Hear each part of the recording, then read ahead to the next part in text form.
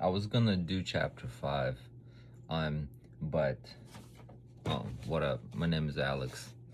I wrote this book called I Am Phoenix. Last video I did was a reading from chapter 4, The Pursuit of Purpose and Wealth. We got into a little bit of the blueprint of abundance, like how do we live a good life. I was gonna hop on to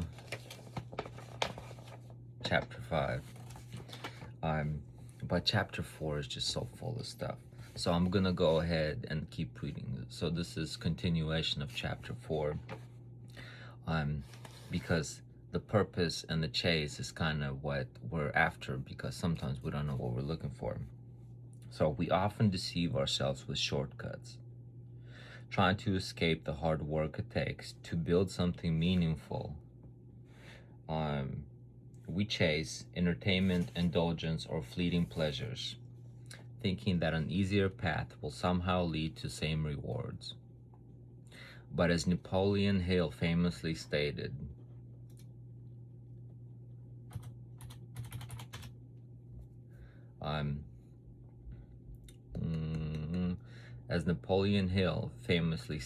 choosing the path of least resistance has caused all rivers and some men to become crooked.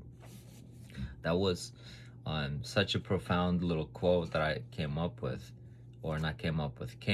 a while ago, that, I mean, that quote from some famous guy, choosing the path of least resistance has caused all rivers and some men to become crooked.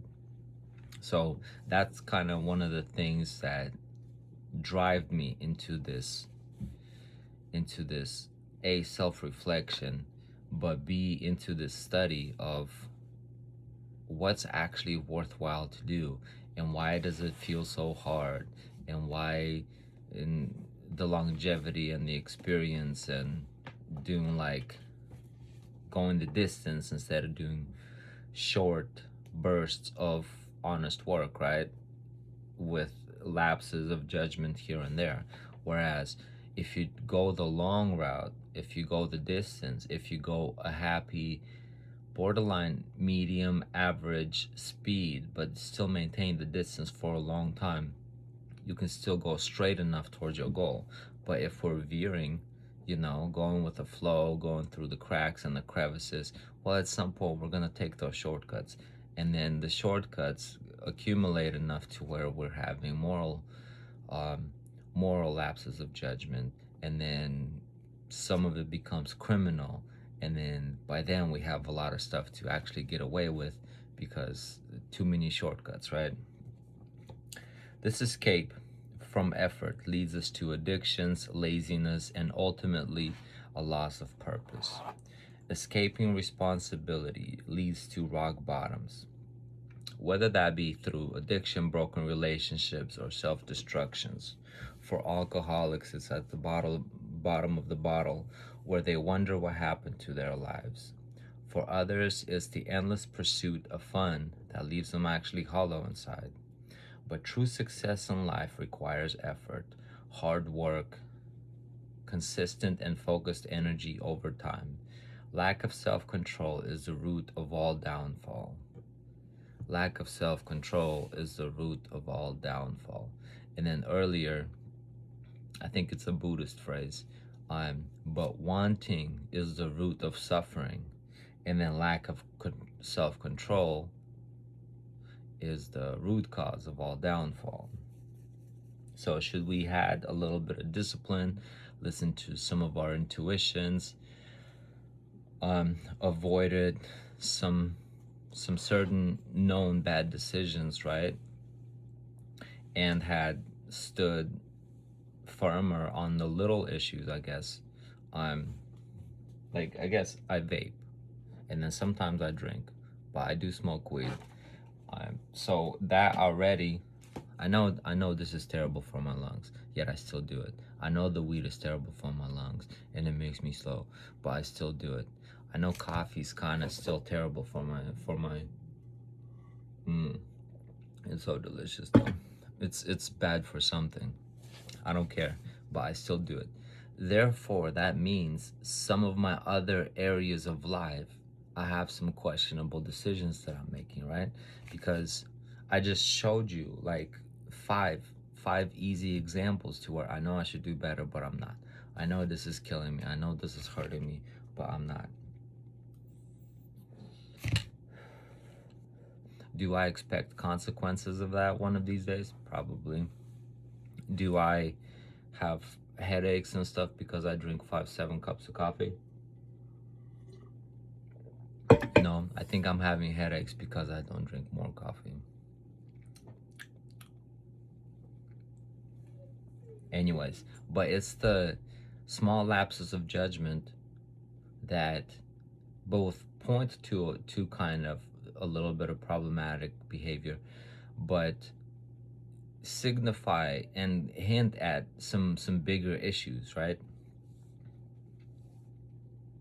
And to combat that, we just have to establish some disciplines. So I vape. I know it's bad for my lungs. I go to the gym, and then I force myself to do some cardio to keep it in perspective, right? Do I want to be able to run for a long time and at a decent speed, or do I want to suck on this flavored, um, what is it, like fatty oil fumes, right? It's some kind of saturated fat, saturated oils, and we just heat them up and this and that. Anyways, nasty little thing.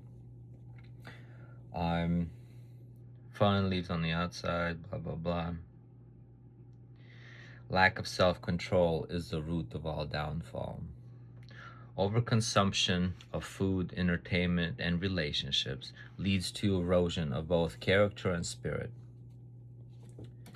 It is only when we regain control over our desires and discipline ourselves that we begin the journey toward an abundant life. And I know a lot of this does sound like hard work. Next topic is the myth of a work-life balance. There's a pervasive myth that we need a work-life balance. This phrase sounds appealing, but more often than that, it's a demand for more play and less work. Yes, the truth is work itself is the balance that allows for any life at all. We have to reshape our attitude toward work because work is the very thing that brings stability, resources, and purpose.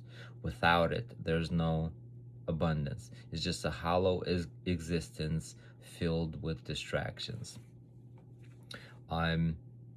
Yeah, let's just keep reading. The Bible emphasizes the importance of work. Whatever you do, work wholeheartedly,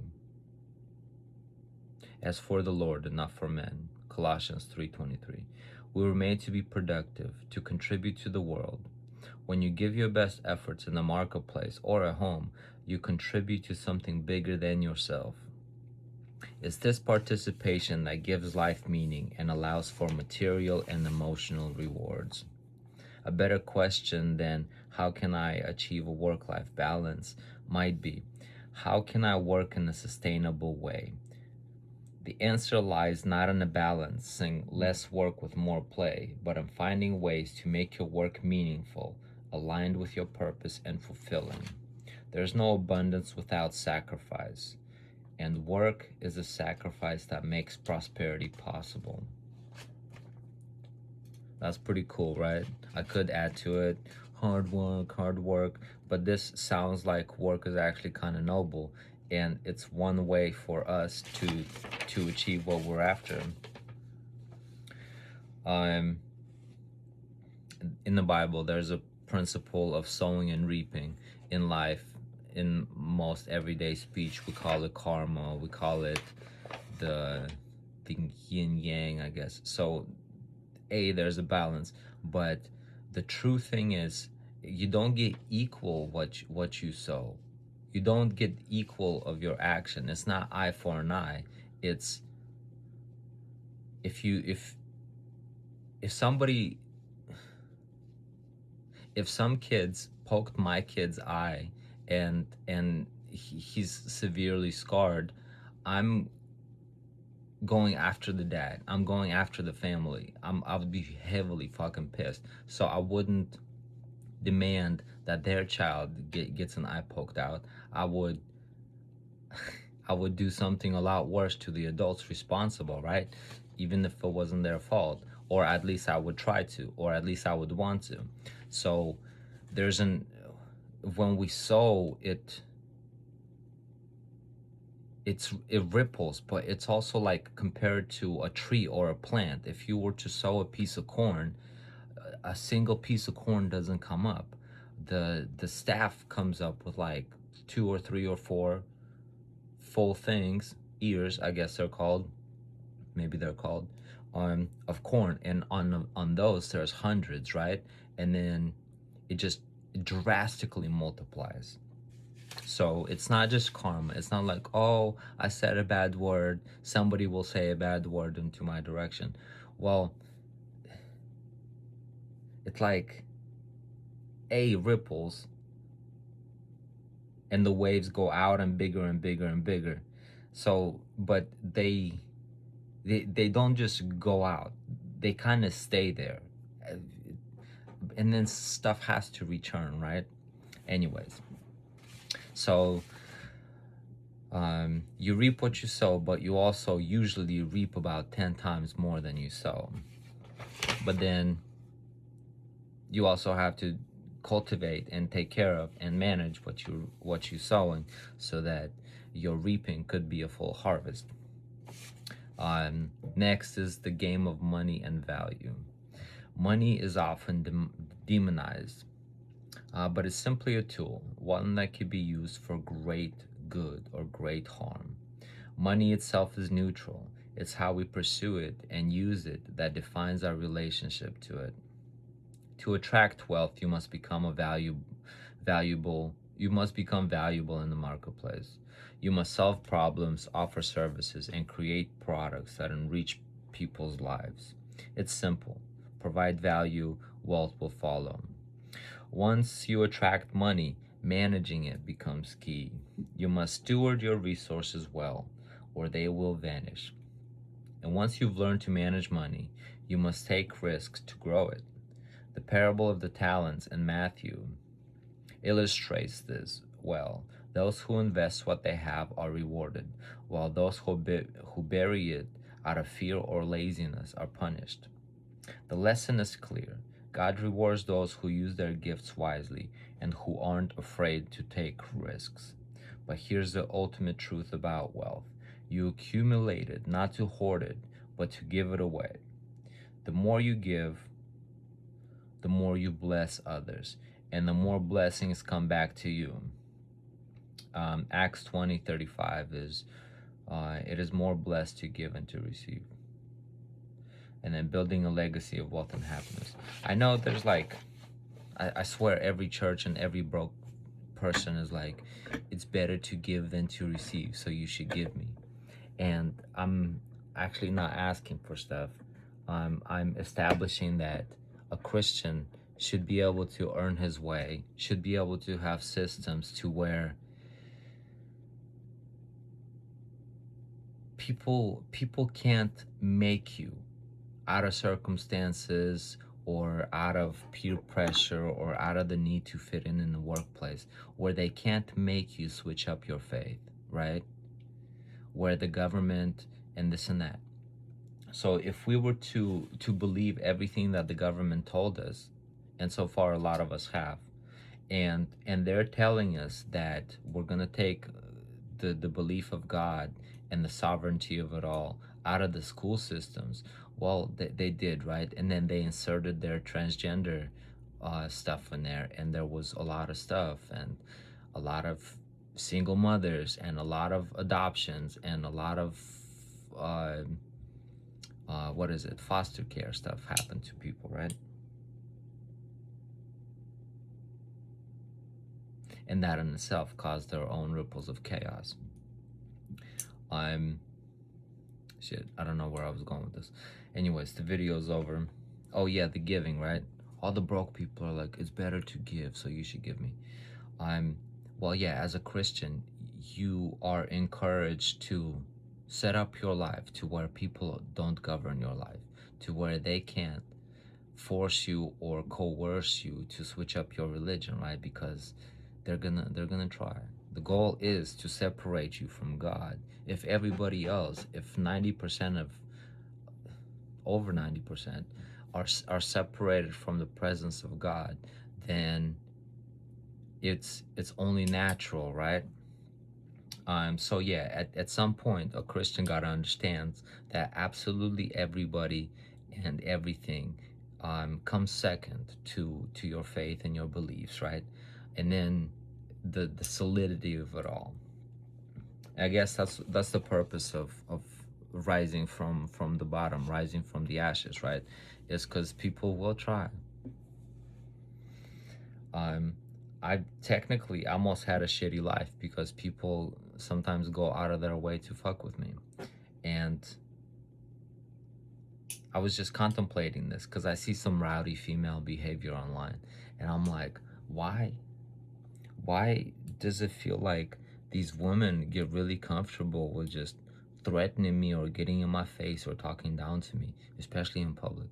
um like, what is it about us dudes, what is it especially about me, that some raggedy broke ass bitch decides that she feels better than me by comparison, so she talks down to me, usually in the lower end setting, like a bar or a bus stop or at the mall, right? Where I don't know what the fuck these egos be eating, but they do. And then I also have my ego. And then, but I've observed this kind of throughout a lot of my life. And I don't know, people feel very comfortable with disrespecting me. And sometimes it's behind my back, sometimes it's straight to my face. And, you walk away, but how long do you walk away for? That's the question. Anyways, 17 minutes. I got 2 more minutes. Building a legacy of wealth and health. At the heart of everything we've discussed, underline, at the heart of everything we've discussed, you were designed to live abundantly, not just financially, but spiritually, emotionally, and relationally. Jesus said, I came that they might have life and have it abundantly. John 10:10. Your job is to build a life of purpose that honors that promise. But remember, there are rules, God's laws and natural laws that govern success. If you ignore them, you'll find yourself at rock bottom. The rules aren't restrictive, they're protective. I know we hate rules, and and the inner high schooler in us is like, we're gonna rebel. Rules aren't restrictive, rules are protective. They guide us toward a life that's rich in every sense of the word. As you move forward, keep these rules in mind. Respect boundaries, both your own and others. Sow good deeds. Work hard. Honor the balance between giving and receiving. This is the foundation upon which to build your legacy, your wealth, your family, your impact on the world. It all flows from your willingness to commit to effort, discipline, and service. True abundance is within your reach. Go and claim it. It's a good little book. No, I wholeheartedly believe this. I wholeheartedly think this is literally my best book. And it doesn't take 120 pages or more to get straight to the point, right? If one was hungry for some true answers, he could read this in like 2 hours and get to the bottom of it all, right? And it took me 12, 15 years of self-reflection and study and thinking. And then AI came out, and I was like, this is what I'm thinking. Here's my diary. This is 60 pages of a book I'm writing. And it's like, oh, well, it's cluttered and redundant, but if we streamline it, this is what we're after, right? And I was like, yeah, insert some Jesus Christ stuff in there because that's what I was trying to get to. It's like, oh, okay, that makes sense. And so to me, a life with Jesus Christ actually makes sense. And the little stuff just doesn't bother me too much, honestly. Have a good day.